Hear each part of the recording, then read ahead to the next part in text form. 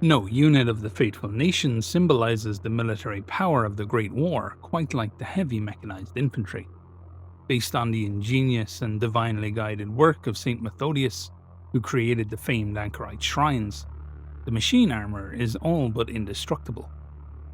Due to the properties of the orichalcum alloyed steel, it can withstand a hail of bullets with ease, and survive direct hits from all but the most powerful enemy ordnance. The articulation of each suit is a masterpiece of craftsmanship and mechanical engineering, which allows the wearer to move with surprising speed and range of motion, while sheltering the wearer from all but the heaviest weapons. In the newer models, diesel motors and hydraulic pistons provide additional power, but just to be able to move in a walking tank requires strength and durability far beyond that of a normal soldier. The suits are also difficult to modify. Altering a short ton worth of machine armor once the alloy has cooled down is almost impossible. Such is the strength and hardness that most smelters are powerless to shape the metal, so they shape the soldiers instead. Orichalcum is expensive, flesh is cheap. Thus, the black-robed monks of the Mendelist Order travel tirelessly across the Fateful Nations, testing any willing youngsters who wish to become heavy mechanized infantry to receive the increased pay and the glory that comes with belonging to such an elite unit. There is never any lack of volunteers. The heretic raids on coastal towns have filled orphanages and foster homes to the brim, with youngsters who would do anything to escape the monotony, hunger, and harsh discipline, and most of them have lost families to the Great War and are eager to seek vengeance, a trait skillfully nurtured through official propaganda. No consideration is given to social rank, gender, ethnicity, or nationality. Only willingness, a sharp mind, and a body's ability to withstand the Mendelist serums are necessary. Volunteer youths are tested for their reaction and tolerance to the chemical treatment and holy smoke that a soldier must endure in order to grow into soldiers strong and durable enough to be able to move in the machine armor. They must be able to endure the barrage of enemy fire that would cause bones to fracture inside the suit, despite its incredible sturdiness.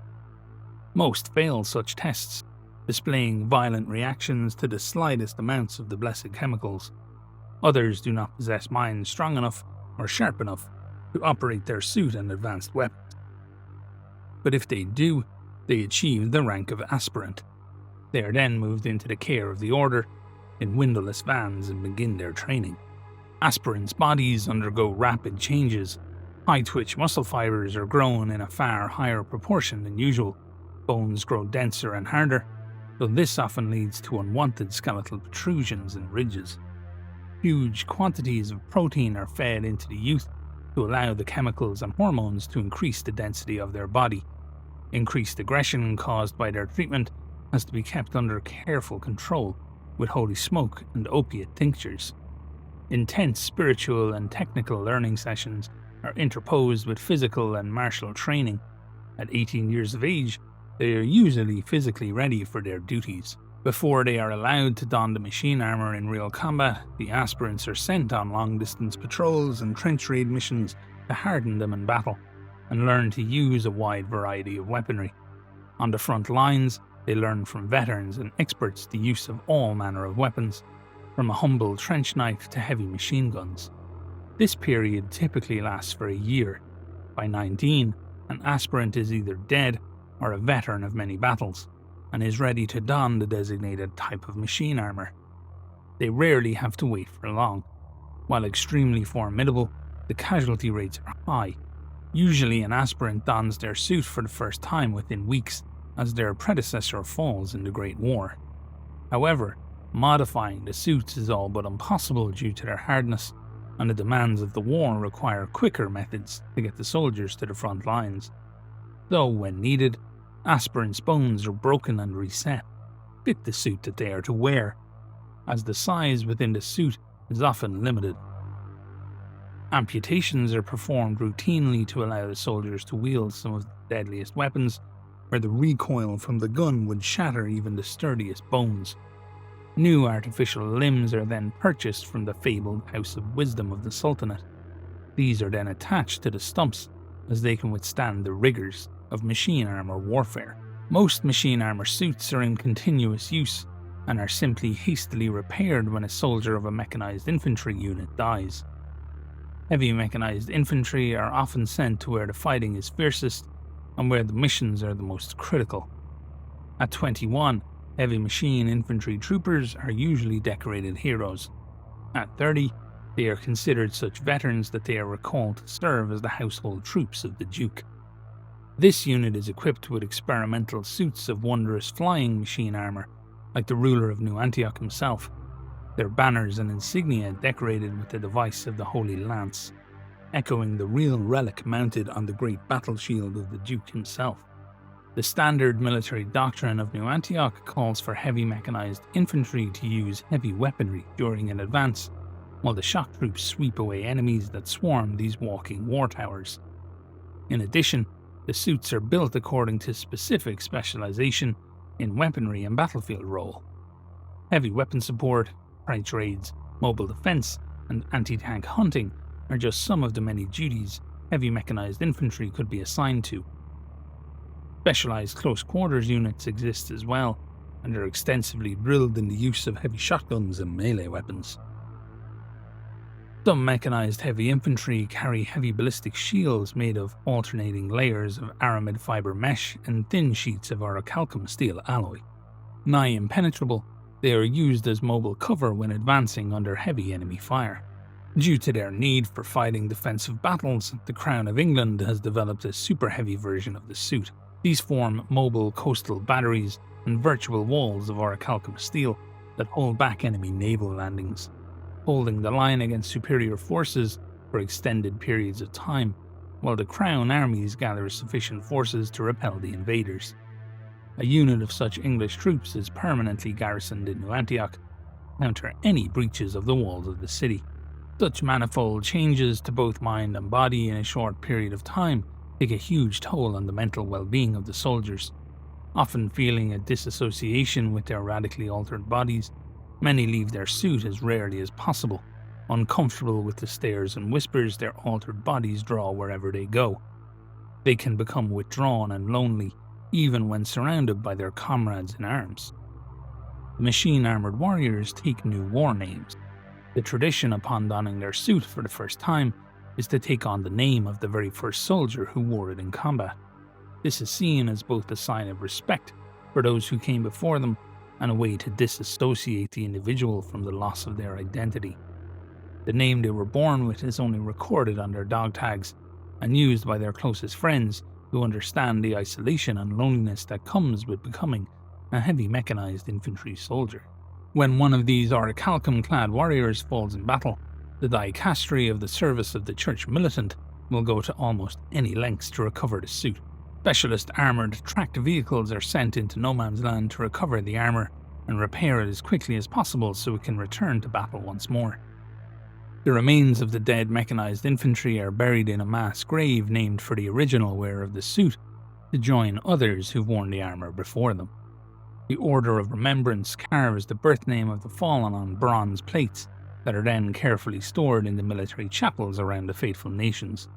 Over the years, these have grown into gigantic vaults where they rest, forgotten and ignored as the Great War rages ever on, the names carved in bronze slowly eaten away by verdigris. In the barracks of St. Michael of New Antioch, a tale is told that each year on All Souls' Day, Duke Constantine dons a disguise and comes to the great chapel of remembrance. There he reads the names on the bronze plates of the fallen soldiers of his personal household, heavy mechanized infantry, that have fallen in battle, and prays for their deliverance. But perhaps this is just a story, one like many others the soldiers tell to comfort each other, giving meaning to the ultimate sacrifice that they are expected to make.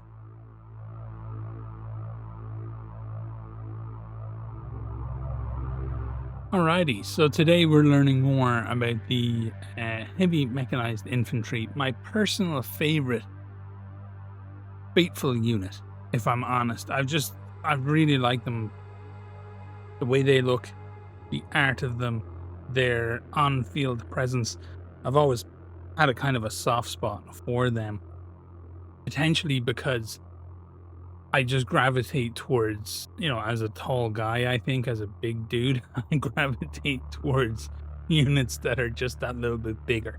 I think I find it easier to imagine myself um, in that experience because they're just so much bigger than everything around them. I have no idea. I've never really thought about it all that deep, to be honest. But these are really interesting now because the lore ties together two of the more impactful thinkers of the faithful nations. Saint Methodius, he who was developed the original anchorite shrines, and who especially kind of focused in on those ranged variants. And then you've got the Mendelist monks as well, with their little communicant Jesus juice coming together to inspire basically and impact this one particular type of unit, the heavy mechanized infantry. So we knew basically that they were the meme going around Discords basically that I was in was malleable bones, which I mentioned in the text of a part of the video. But we knew that they had been altered, that you needed to sometimes make them fit the suit because you couldn't make the suit fit them. And that's kind of like weird and disturbing in a very interesting body horror way. But now we've got this revelation that not only do they do that, but they also reach out to the House of Wisdom. This is the second confirmed, or rather maybe confirmed, collaboration between New Antioch and very specifically the House of Wisdom. It's never saying the Sultanate here. It's always saying the House of Wisdom. So the first time was the rumor that the House of Wisdom alchemists are seen beneath the Synod, right? That they're going there. There's something under there. They're working on a project with the Synod beneath their HQ basically. And now this one where they're providing artificial limbs to New Antioch basically for the heavy mechanized infantry. I don't like to bother Tuomas too much. I think it's cool to like headcanon a lot of this stuff and to talk about it with G, and we come to our own conclusions in the comment section. But I do hit him up with questions from time to time. And one of the questions that I asked him when he sent this stuff over was, are we talking like artificial limbs? Are we talking like made limbs? Or are we talking limbs that are produced in the same fashion as the Taquin beasts? So like a robust flesh that is not flesh, if that makes sense. It doesn't have, if you know anything about the Taquin beasts, you know that they don't have organs, they don't have limbs. They're just like a solid mass of flesh, and they're really hard to kill. And yes, these are like Taquin created arms, Taquin created legs, etc. So they wouldn't have what you would expect them to have inside. Like, they won't have blood vessels and stuff like that. They're just this lump of fucking meat, essentially, that gets like attached. Transplanted was the word that Tuomas used onto the body, specifically to fit whatever it is that is required in the armor, which is disturbing. So you have this limb that isn't a limb. So you've got these individuals who, from a very young age, they're taken, they're propagandized, they're drugged, they're put on every kind of steroidal compound that you can probably think of, probably what we now would consider to be things like growth hormones and peptides and testosterone supplement and all that kind of stuff, but ramped through the roof basically because it's all the Mendelist orders communicant chemicals. And then you've got the smokes and the things that they imbibe and infuse into themselves to be mentally strong enough. Now, I have no doubt here what they mean by mentally strong enough is that they probably just don't process the things that are occurring. They're probably capable of maybe lifelong levels of disassociation from the things that are actually done to them. You can see where it gets later into the lore, and I love this. There's that mention of the struggle to recognize themselves anymore as they have gone through all those changes, and that they'll actually stay in the armor, kind of hiding away from the reality of what they've become. And that's kind of super interesting to me because it echoes a lot of the nature of cyber psychosis from Cyberpunk. I don't know if anybody's played Cyberpunk. I'm going to guess that quite a few people have. It doesn't really matter if you played the tabletop version or the, 2077 from CD Projekt Red or whatever. Cyber psychosis has a similar arc, I guess, across both those things, where when it gets really bad, when people really start to submit to the impact of cyber psychosis from that removal of that sense of humanity, it's when the disregard for themselves starts to come into play. They're no longer thinking about how do they stay alive, how do they live. They drift basically from that central tenet of humanity, where a human knows a part of you, even if you never consciously think it, is aware any given moment can be your last moment. Cyber psychosis is when that starts to slip. And I think for the heavy mechanized infantry, they would always be aware of that, right? You can't escape that. You can't be in the Great War. You can't be in this battle at the end of the world. You can't do what you do and be who you are and not be aware that you could die at any moment. So perhaps it's a similar thing there. Perhaps that awareness, that alertness to the reality of like, oh, any minute now you could die, is maybe what stops them from completely freaking out, like some of the more extreme ends of the communicant process can do. Like, one of the things that will consistently come up with trying to make communicants themselves is that those guys can go fucking crazy. And you don't really want that necessarily with a dude who, I would argue, there's a lot more effort and a lot more work put in here to try and generate these heavy mechanized infantry. Not only do you have the suit itself, not only do you have all the weapons and the weapons training and all that kind of stuff, you've got just the time that it takes to take them from when they're very young to when they're now suitably aged. And ultimately, I'm not saying it's the goal, but it's definitely something that they want. They want these people to survive. They want them to make it, I guess, to that 30-year mark when they can join the Duke's forces, because the more of them that do that, then the more successful the program will have been, and the longer the return on investment, as odd as that is to say, they will get from those individual soldiers. One of the things that I really liked was, as it talked about the bodies changing and the high twitch muscle fibers are growing in far higher proportion than usual. For those who don't know, basically high twitch muscle fibers, fast twitch muscle fibers are the ones responsible for explosive strength generation, and slow twitch muscle fibers are the more endurance oriented muscle fibers in the body. So as you're like running a marathon, let's say, you'd want a lot of low twitch muscle fibers to do that well. You'd want them really trained. And as you're sprinting, which is a far more explosive thing, you would be looking for the high twitch muscle fibers. Olympic weightlifters, powerlifters, things of that nature would be high twitch, fast twitch muscle fiber activities. So it kind of lets you know exactly what it is that you're doing here when you're trying to move these suits. And in my head now, it's kind of become a thing where you would violently move and then take your pose, if you would, and allow the suit to support back, so that you're actually essentially resting within the suit in your, locked stance. And you rest for the duration. And once your central nervous system is recovered, once your muscles have recovered, your lactic acid's all been kind of taken away or whatever, then you would change stance or move again. And that would be a very sparing way, at range at least, to have some of these fights, to take on some of these enemies. You would literally just pose up, lock out everything that didn't need to continue to move, and then just kind of rest it against the suit in a way.